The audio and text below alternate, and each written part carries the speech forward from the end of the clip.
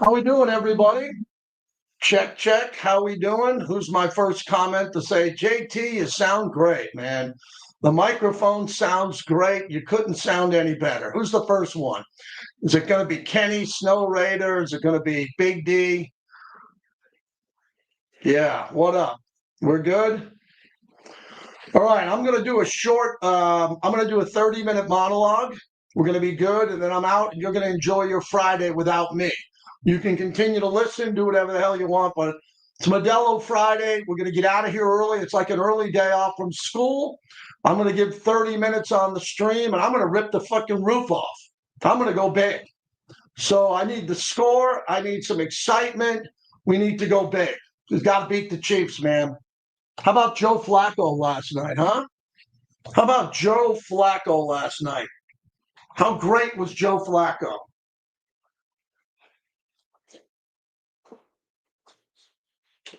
Yes, and Clay, as the chat saying, you can play some Ace Frehley. If we got a New York groove, would dedicate the show to Ace today, Clay.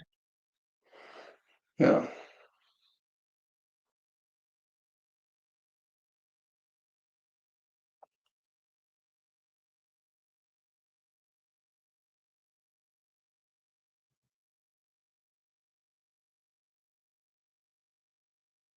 Yeah, we call this JT from home. Why wouldn't I work why wouldn't I work from home when I can, right?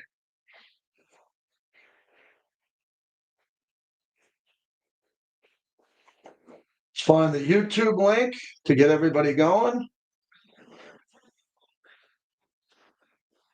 All right. My YouTube link is up and running. Everybody, please subscribe to the Rod Woodson podcast, Lay in the Wood. Have you subscribed yet? I'd appreciate that. View channel. We have about 7,800 subs. We're trying to get to 10,000. Remember.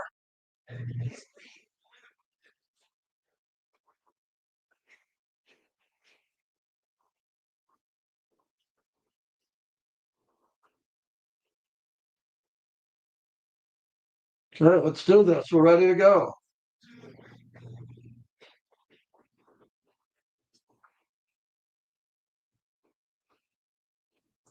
All right. Hey, let's win this game. Come back on Monday with a win against the Chiefs. That'd be damn good, wouldn't it? Wouldn't that be good? I'd love to have that happen. And Clay, test my levels if you need me to lower my voice or. Yeah, it sounds about right. I'm going to get pretty animated. Nation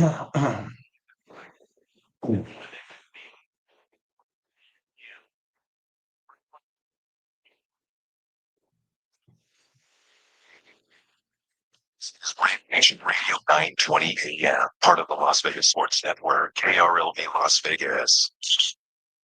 It's the JD the Brick Show. We're going to have a lot of positive energy. The guys that love to compete and play with passion are going to have a chance at the place. Your Silver and Black home to sound off for over 25 years. I'm loving it, man. They're making my job tremendously easy to be out here with these young, talented players, man. I think we have a really good team. I'm super excited. I'm already loving this fan base. It's going to be a lot of fun. And now, Out of the gate, JT from home today, from my home studios off the main streets of Summerlin, on the flagship of the Silver and Black, Raider Nation Radio, and on the great Raiders mobile app. It's a Modelo Friday. Modelo, Modelo, Modelo. Have a bucket of Modelos with me and celebrate your life on a Friday. I just got Wizard of Oz tickets for tonight. I'm going to see the Wizard tonight at the Sphere. I can't wait. My buddy Jack, nickname A Night Out with Jack, was in Aruba. He was flying to Vegas. He's in Aruba. He goes, Brick, flight delayed. I won't be in there in time. Can you take my Wizard of Oz tickets? I said, you better believe it.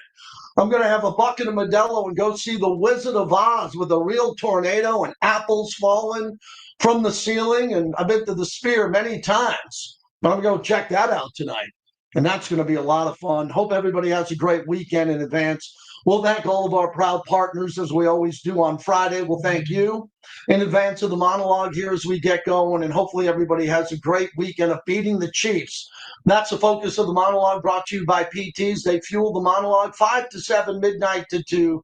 No debate, the best happy hour in town. Half off drinks at PTs, over 70 taverns here in the Valley as we get going. So for the bricklayers, everybody who's watching on YouTube, you can see me in this isn't my home studio. This is the guest house, the guest room in my house that we use when we have visitors. And I have Ethernet here, so I kind of knock out the YouTube from here.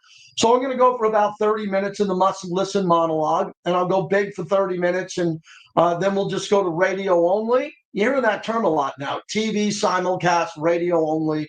We give you a lot of platforms that we hope you can watch. You can watch on X right now live at JT the Brick, and we think we've evolved with this. Yes, and a Snow Raider says, this is JT Raw. This is Raw, man. This is T-shirt, hat, Friday before I get in the pool and have my bucket of Modelo. So I'm ready to roll, and I'm going big in this 20 minutes. So get the hell out of my way. Get out of my way. I'm going big for 20. Most radio hosts would say 20 minutes. Oh, my God, I can't do 20 minutes. I need 6 co-hosts. I need a teleprompter. Give me a teleprompter. Do we have any commercials? Can we play a promo? I'm going to give you 20 minutes of hell because I'm an expert on this rivalry in this game. I've been attending it close to 30 years. I know the Chiefs better than anybody on the radio. I repeat, I know the Chiefs better than anybody on the radio in and outside Kansas City.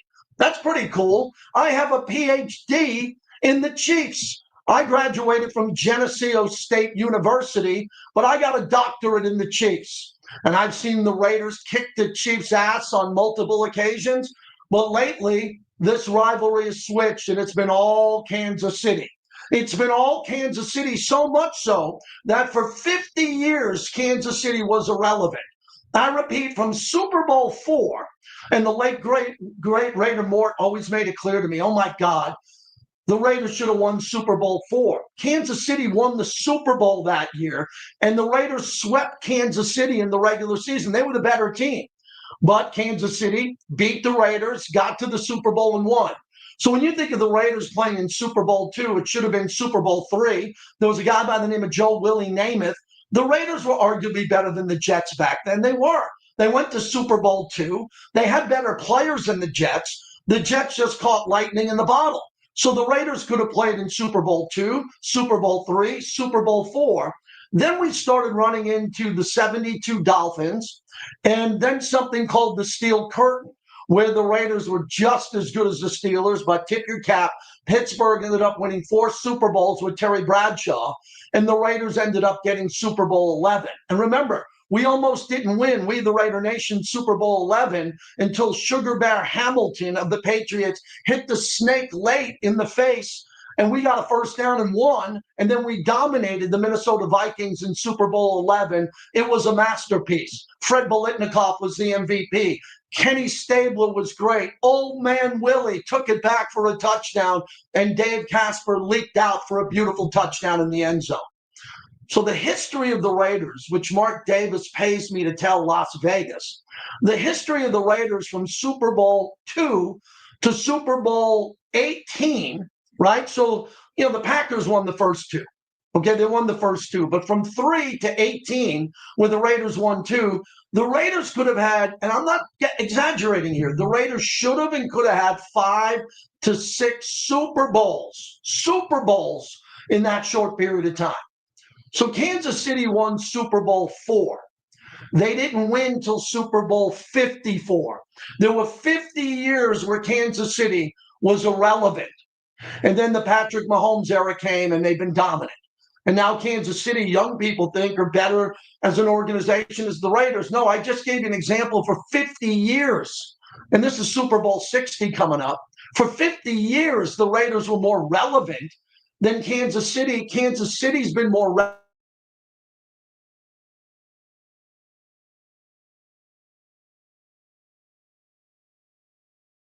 than anything. They didn't mean nothing until Tom Brady and this run came about, and then they started winning, and everybody thinks, well, he did with and you look back at that and say, oh my God, they were irrelevant for 50 years and now over 20 years, 19 with Brady, they're relevant? Yeah. So I got good news and bad news for you. Good news and bad news. The Raiders have been relevant for 60 years. And even now they're relevant because they moved from Oakland to Vegas. They went from the 31st financial team to the top 5. But they haven't been relevant when it comes to winning Super Bowls for a long time. They played in Super Bowl 37 and lost. But it's been a while, and this 20-year drought with playoff wins and all that, it's troublesome because the Raiders have been great for so long. And now Kansas City is the team at the top of the mountain that the Raiders have to beat. So how do we go about doing that this Sunday? Because we can't go back in the hot tub time machine. I just did. I told you how much better the Raiders were for most of it. But Kansas City has dominated so much for the last 10 years, it looks with the overall record like they're the better franchise. I fight to everyone and say no. And then on top of it, Kansas City added Taylor Swift, which is much bigger than we all thought. The Taylor Swift thing is real. It isn't fake. It isn't phony. It's real. It's its own separate commerce. She provides so much income for the Hunt family because she didn't bring 75 fans with her to a game like I do. She brought 7.5 million new fans, maybe 30 million of new fans, just like Ohtani with those Dodgers who buy everyone now in sports. They buy everybody like an English soccer team. The Dodgers bringing over Ohtani brought them a country. The country of Japan is now Dodger fans. They were never Dodger fans. Remember Ichiro? The country of Japan loved Ichiro. In Seattle, no, the whole country now loves Ohtani. And Taylor Swift brought that to Kansas City. So when it comes to a revenue, we got a better stadium. Arrowhead's a dump. Arrowhead's kind of a dump. But we got the Death Star in Vegas, and Kansas City comes and stays in our building when they play in Super Bowls. Oh, my God. Can you believe I just said that? So we got to turn this thing around. The problem is this team on paper doesn't look like the team that's going to turn this rivalry around this year at Arrowhead. I don't believe that because I think anybody can win on any given Sunday. I think that anybody can get to halftime in a close game. They can get an interception like Jack Jones in Kansas City on Christmas. Anything can happen. But the Raiders are a double-digit underdog for a reason. And it looks like Jacoby Myers is questionable. And it doesn't look good for Brock. I don't have any breaking news on Brock Bowers today. I'm sitting at home, sitting back with shorts and a T-shirt on. But it doesn't look good for Brock. And if Brock sits out till after the bye week, I think we're all good with that. But if he can play, I hope he can play. So I hope Brock can go, but I have no new information for you on that. But in order for the Raiders to win this game, they're going to have to coach it better than Andy Reid, and that's hard to do. But we do have Pete Carroll, who's got a lot of pelts on the wall, just like Andy Reid. And we don't have a weakness going in. I mean, look, Antonio Pierce wasn't a head coach for long. And he went into Kansas City twice and almost beat them, and one time he did. And he's not coaching now. Pete Carroll has been around a lot longer than Antonio Pierce. And Josh McDaniels is the head coach. So we got the coach who can do it. We got the defensive coordinator who can do it. Say what you will about Chip Kelly. He's been a head coach in this league at the highest level, head coach, and an offensive coordinator. He's got the ability to draw up a game plan that can win this game. We're not going to get out-coached in this game. But what can happen here, we could get outplayed because they have better players than us. So by hosting the show all week and trying to put a game plan together, and if you'd like to start dialing now, I'm looking for the score today. Friday, we looked for the score of the game. We were pretty good last week. A lot of people picked the Raiders to win in a low-scoring game. We finally got it right. I need the score today in the outcome of the Raiders at Kansas City at 702-365-9200. And by telling me the score, you're telling me what you think the flow of the game's going to be. If it's low scoring or high scoring, that means something to me. So I'd really like to hear what you think on that. So here's what I've been telling you all week on how the Raiders need to win the game. Let's go over it together. So when they clip it and take it, they'll know it's me. First off, they got to put their hands on Kelsey. Do it with me. You see me? I'm putting my hands on Kelsey. I'm putting my hands on him. I'm playing football like a grown man. I'm playing football like a man. I'm not playing football in a soft zone. I'm putting my hands on Kelsey. See, my hands, I'm putting them on him, on his shoulder pads. You're allowed to put your hands on his shoulder pads. You're playing football. You're a grown-ass man. Put your hands on Kelsey. That's it. That's number one. You've got to hit him at the line of scrimmage. Why the hell did you bring in Jamal Adams pretty much out of retirement if you don't install him in a package where he is kicking Kelsey's ass? Okay, so why did you bring Jamal Adams here? Because he had a good workout tape and he was asking Pete Carroll for a job? Okay, well, this is the game at Arrowhead where he's got to play. You got to put your hands on Kelsey. You cannot give him a free release. For well over 10 years, I've been saying on this broadcast, put your hands on Kelsey, and for whatever reason, nobody does. I don't understand why. I haven't been able to figure it out. I have a PhD. When I teach the class on the Chiefs, everyone raises their hand and says, Professor JT, how come they didn't put their hands on Kelsey? And I say, I failed you. I don't know. I think that's really important. So when you watch the game, tweet at me at JT the Brick. Did they put their hands on Kelsey? And if they do, and Kelsey beats them, I'm fine with that. He's a Hall of Famer. He's the gold jacket. He's a first ballot. So if he does that and we got a guy on him and it's Jamal or it's Devin White or whatever and they beat him, I'm good with that. Just attempt to slow him down. All right, number two, I'm going to stay with defense. They really outman us in a big way. Rashee Rice is back. Xavier Worthy, Juju Smith-Schuster, and Hollywood Brown. OMG, oh my God, how are we going to stop that? If I was Andy Reid, I would line up 4 of those guys, empty set, and I'd say all of them run to the end zone on every play. I'm going to throw it up. 1 or 2 of you guys are going to be open. So, can't let anybody get behind you. That means that Isaiah Palamal is going to have to play more of a center field than safety. Follow me here. He can't play a 2-shell safety with Jeremy Chin, where Chin likes to come in and stop the run and hit people. No. Listen, Isaiah Palamal, you have to play center field, deep center field at the warning track. And if someone catches it in front of you, just tackle them, because we can't let anybody behind you. So that's point number 2. Point number 3 is I was texting with Mad Max Crosby, one of the best players to ever don the silver and black, and he's in his prime. Max has got to go hunting, and Max has got to do 1 of 2 things. He's got to have an elite, legendary game, because his cardio and his heart rate is higher in Arrowhead than any other place in the world. From the Himalayas to Peru, wherever he is, nowhere in the world is Max Crosby's heart rate bigger than when he's playing at Arrowhead.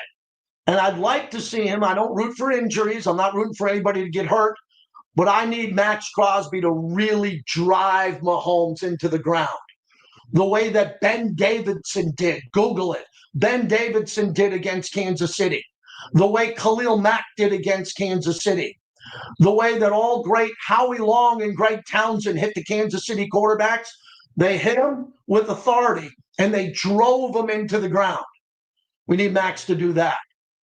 Number 4, very important here, we need Ashton Jeanty to have a rookie-esque Barry Sanders, Jim Brown, Gale Sayers type game. Yeah, I put him on that list. What are you going to do, sue me? What are you going to do, have the Twitter cops come to my house and take away my Modelos? I need Ashton Jeanty to put up a performance in his first ever season as a rookie at Kansas City that they write a book about. I mean, something magical. Give me 180 yards. Give me 160. Give me 110, but 2 touchdowns. The Silver Surfer's going to have to surf in this game.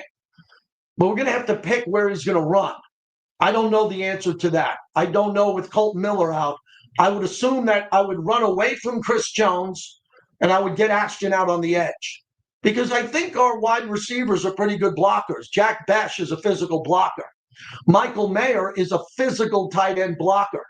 I think if we line up Jack Besh in the right slot and Michael Mayer on the right side and we run behind that and Jackson Powers Johnson, I think that Ashton Jeanty could have a big day.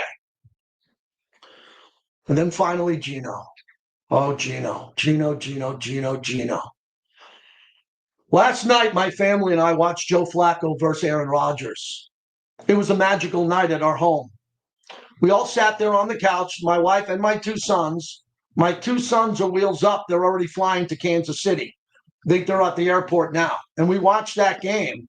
And I noticed when we were watching this game between Cincinnati and Pittsburgh, my family was really enjoying the game.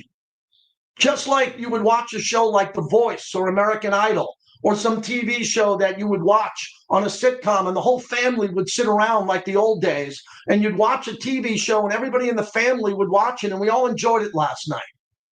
And we enjoyed it because it was an entertaining and fun game.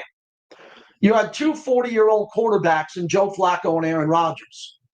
Both of those quarterbacks were available to play for the Las Vegas Raiders. Aaron Rodgers, multiple times, Aaron Rodgers was available to play. The first time, it was way too expensive. It was about $50 million a year. This most recent time, it was much cheaper, but the Raiders didn't go in that direction. Fair. They didn't go in that direction. Both those quarterbacks played a magical game last night. They were ripping it. Aaron Rodgers' touchdown pass in the fourth quarter was one of the greatest throws I've ever seen him make, ever. Back to when he was in his 20s. He threw it across his body, a ripped rope, down the middle of the field to the tight end for a touchdown. And I actually went back and replayed it. It was gorgeous. But I want to get to Joe Flacco and tie it into Gino a bit. Because Joe Flacco didn't have the playbook very long. Joe Flacco's had the playbook much lesser time than Gino's had it with the Raiders. Joe Flacco admitted last night and today that he didn't understand some of the plays that were called in from the sideline. He didn't know the complete play. You know how every play has three options? You could have the Z, the Y. You could have different options in coverage. Joe didn't know it. But you know what Joe did? Joe went to the line of scrimmage. He checked the defense. Very calm and cool. Looked over and then just threw the ball to the best player on the field, Jamar Chase. How about that? He knew where the best player was. He made eye contact with him. He threw him slants, out routes, in routes, go routes to Jamar Chase. When he checked down to the open guy. And Joe Flacco played a wonderful football game. Just a fabulous football game any way you look at it. And my family and I, when the game was over, I said, man, that was fun. And that's how I'll tie it into Gino. I've said all week on this broadcast that Gino was brought here for all the right reasons. They were correct in every reason they brought him here. The same way when you buy a car or you buy a new sofa or you buy anything that's a new luxury item and you bring it into your home. You go to the store, you order it online, you check it out, and you know it's really good. Then you bring it into your home, and then you hope it works, and it works to the best of his ability. My wife just got a brand new dishwasher. It's the most amazing dishwasher I have ever seen. And I told my wife the other day, how much do you like this dishwasher? She goes, I love it. And I go, great, because you picked it out. You test drove it at the store. You wanted to see what the rinse cycle looked like. And it was a beautiful dishwasher. And now it's in our home and it works perfectly. So I'm going to compare Gino to Joe Flacco in a dishwasher. The reason we got Gino was because he passed the eyeball test and he had the stats. 4,300 yards, 30 touchdowns, and a 70% completion ratio. Damn, that's good. That puts you in the top 10, not the top 5, but you're in the top 10. Tom Brady approved of it. John Spytek approved of it, and Pete Carroll approved of it. I approved of it because I'm not John Spytek, Pete Carroll, or Tom Brady. If it was good for them, it was good for me. It was good for Gino. I was the first person to interview him. He told me, JT, how much he loves and he wants to prove himself to Raider Nation. I have not flinched on Gino. I think he's a leader. I think he's a great human being off the field. He passes the eyeball test with me, but he's playing poorly. Gino's got to have his come-to-God moment in Kansas City at Arrowhead Stadium with all that barbecue smoke and that sea of red and the home of the Chiefs and the flyover. Gino's got to have his moment. Now, I don't know if Gino's going to have his moment, and I'll have his back. because that's what I do. I have the back of the people on this team. I've never wavered. But Chino's got to have his moment right now. How much is Pete and Chip going to let him have his moment? Are they going to let him throw the ball? Well, Zach Taylor let Joe Flacco throw bombs. Now, Joe's got better players. He's got T. Higgins and Jamar Chase. But they told Joe, go have fun, let it rip. We did not allow Gino to let it rip against Tennessee. It was a very conservative game plan made to win the game against Brian Callahan, who was fired after the game. The Raiders played complimentary football. Gino only had one turnover in the game, and the Raiders won that game comfortably. And they didn't play great. Played very good on defense, but the offense, it was not a pretty performance. But they won.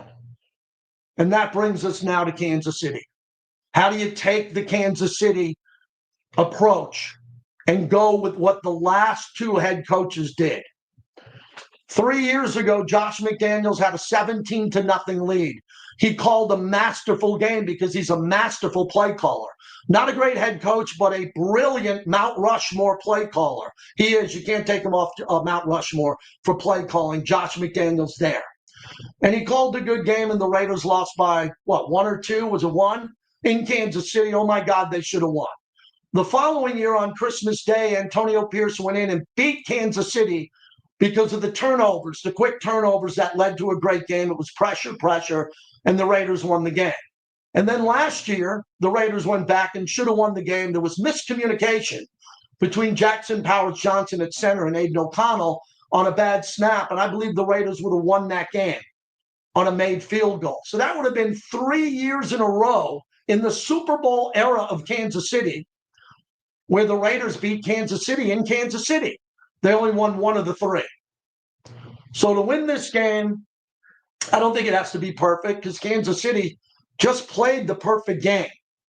Do you know how much heat the league is getting for not calling a penalty on Kansas City? Do you know how much heat the league is getting for taking away a receiving touchdown by quarterback Jared Goff, where he went in motion and caught a touchdown, and then they stopped the game? The referees didn't stop the game. New York stopped the game and called over to the refs and said, take that touchdown off the board. And they didn't call a penalty after that on Kansas City. That has a way of switching back, wink, wink. That has a way now with these referees going, you know something? We can't let Kansas City play a game with no penalties. So, that something could be good for the Raiders when it comes to that. Pete Carroll, who you'll hear at 1 o'clock in less than an hour, he kind of smirked when I talked about no penalties for them. You'll hear it in the interview. So I'm optimistic that the Raiders can win the game because, as I told you, I've never, ever, ever hosted a radio show where the Raiders didn't win the game with my mind going in. They've lost more than they've won, but I'm always pretty excited when they go into a game. Let's get out to the phones. My good friend Stoner Dude on the passing of Ace Frehley. And I know that has a big impact on your life, Stoner Dude. How are you? I don't know what to start with. I'm going to end with Ace Frehley. I just want to talk about the Chiefs first a little bit here. First of all, you brought up the great Raider Mort. I can't tell you how many times I sat and watched him light up whenever he talked about nostalgically of the days of Willie Lanier and Buck Buchanan and Len Dawson and the Mad Bomber, Daryl LaMonica. And I think about the great rivalry. It's probably my favorite rivalry when it comes to the AFC West, the Kansas City Chiefs and the Raiders. And I was at that game, JT, where, right on the 50-yard line when they lost when Josh McDaniels played them, and they came pretty close to winning. I have to tell you, man, Arrowhead is the belly of the beast.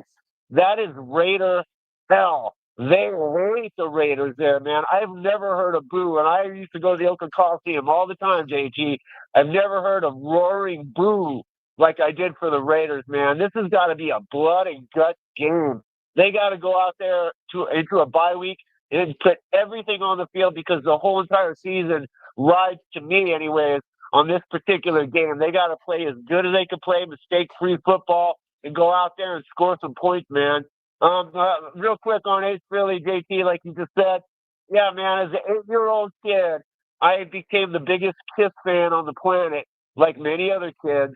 And I've been playing music ever since, JT. That was my ABCs in learning how to be a musician. They were my Pop Warner when it came to becoming a musician. And Ace Frehley, man, he is the rebellious spaceman, the free spirit, the heavy riff monster that came and made Kiss who they were in the early days. And it wasn't so much that he died yesterday, because we all knew he was getting a little older, but the way he died so tragically, he hit his head in a fall and he never recovered from it. And that just makes me really sad inside. But, you know, I'm going to be celebrating all weekend long. I'm going to be watching this game. I'm going to be jamming some Kiss on my stereo. I'm going to be celebrating it, man. You all have a great weekend.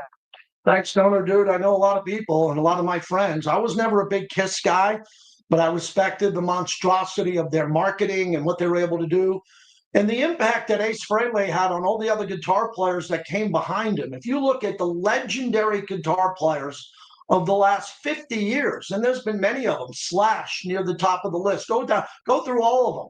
They all look up at the spaceman, Ace Frehley, because when they were young boys and kids, they had a Kiss lunchbox, and their mom painted their face Kiss for Halloween, and it helped them become, as Stoner Dude said, it was the Pop Warner for him being a young musician.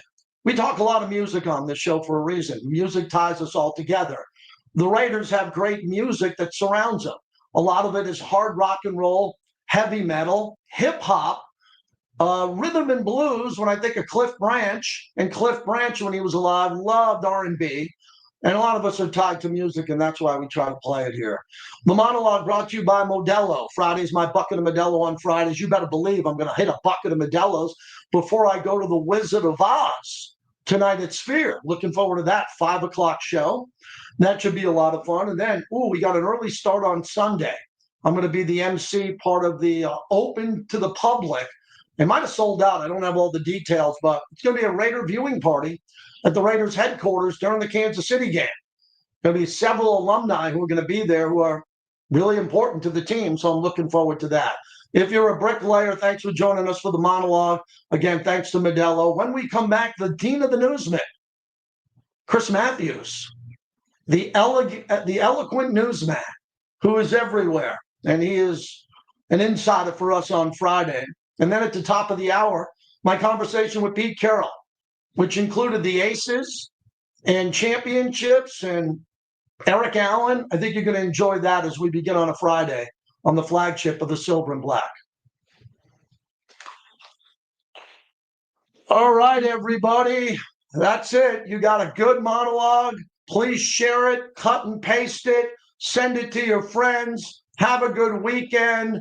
Go do something. Get out of the house. Turn off your handheld device. Go to the beach. Go to the park. Go to the bar and have a Modelo or a Tito's. And thank you so much. And please get everybody to subscribe to JT the Brick YT.